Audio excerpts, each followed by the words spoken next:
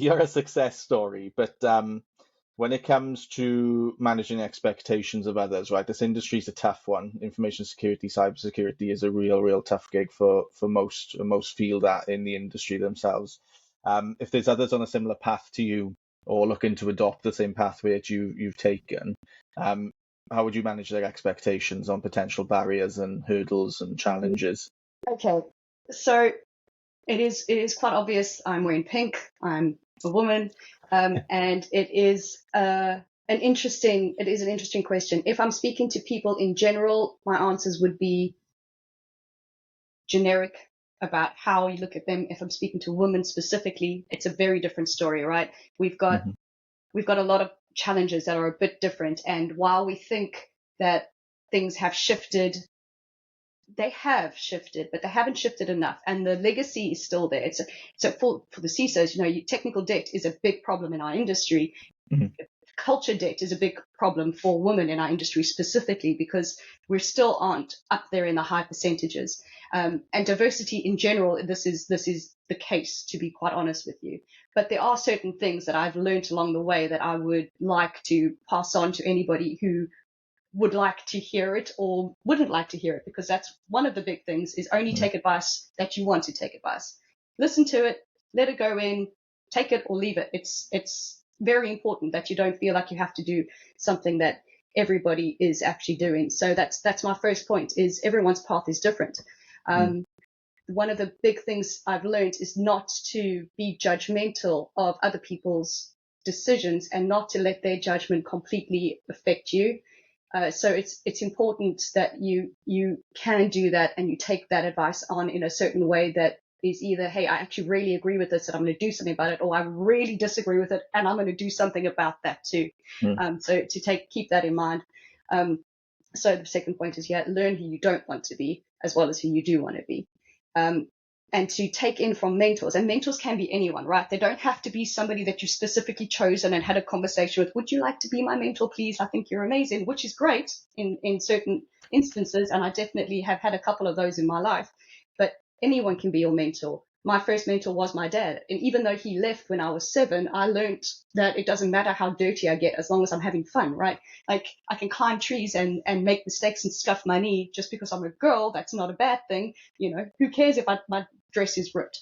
I had a good time doing it. So you can learn things from people throughout your life and take those moments from your mentors and understand that even the most experienced and wonderful people who have absolutely skyrocketed in their careers can make mistakes. They're still people, and don't bring that down and think that all of the lessons that you've learned, because all of a sudden a value that they have is different to yours, means that they're not good. You've got so much that you've learned from them, and to keep taking it from that. One of the big things that I would say for my next point is that you should always lead because you care about people, not because you want the title. If you're jumping into that job title, you're like, oh my gosh, I want to be a CISO and this is going to be amazing and this is my career path and that's where I want to be and yay, I'm now successful. You're missing the point, because this is an industry that is still relatively new and it's growing, and it's misunderstood by the majority of the company that you're working with. So you need to be able to lead people for the sake of leading them. And that doesn't mean you have a title. The title usually follows, to be honest with you, because if you're pulling people on a journey with you and you're making difference and you're becoming an enabler to the business rather than a detractor and putting up blockers and saying, you can't do this because my policy said X, Y, Z, you're not really leading. And if you can't lead, you're not going to get to that point. And it's not just your subordinates or your colleagues that you need to take on that journey. It's your peers in other areas. It's your boss. It's your boss's boss. There's so many people that you can actually still take on that leadership journey with you without having the title. And that was quite a difficult lesson for me to learn when I did learn it, but it definitely helped me to move that forward, to move my career forward, and to try and get to that point of actually understanding, why am I really doing this? What is the real basis for me doing what I'm doing right now? And you are going to make mistakes. Like I said, with your mentors are going to make mistakes. You definitely are going to make mistakes, and people are going to call you out on that, and they are going to make you feel terrible. And sometimes you're not going to make mistakes, and sometimes you're going to make the best decision possible, and people are going to call you out on it, and they're going to make you feel terrible. Take it on board, feel your feelings, get those emotions under control eventually, because mental health is so important. Figure out what it is you need to do to take that next step, and then let it go. Because you can't hold on to those things forever. You can learn from them, or you can choose to not learn from them, to one of my earlier points. So just figure out what your best next step is there, and do that. I think another good one is kindness. So this is for me, and everyone's different, but because of how I've grown up and understanding people, who they are and what they can be, being kind because you don't know someone's story is super important. Being able to understand that you don't understand what's going on in their lives, and just be there for them. It's often frowned upon in the corporate world because everyone's like, hey, this is politics, we've got to do these jobs, and you look weak, especially as a woman. You look super weak if you aren't being a hard ass all the time. Excuse me.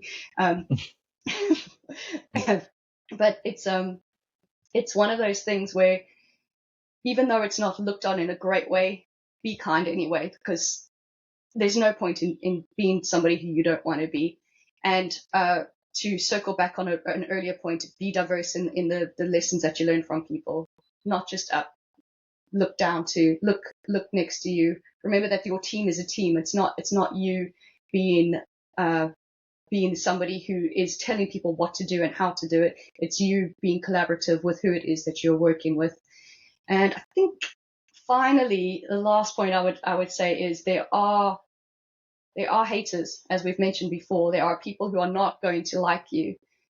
Take the energy from them, because they can give you so much grief and so much hate, but that's energy that they are giving you. Take that energy, flip it over, and use it for something positive. It's however you perceive what is being given to you is the truth for you.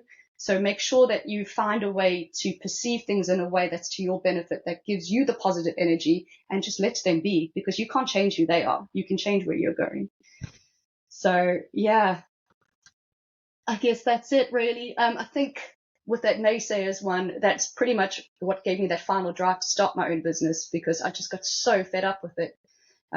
So fed up with people telling me I couldn't do it, sometimes even because I was a woman. And to have that kind of a mode of you can't be a leader, you're not in the right place, you don't wear the right clothes. And I'm like, what on earth does that have to do with it? Until I realized, oh, they mean because I wear a dress to work as opposed to a suit and trousers. That's great. It's you've got to take that energy and flip it.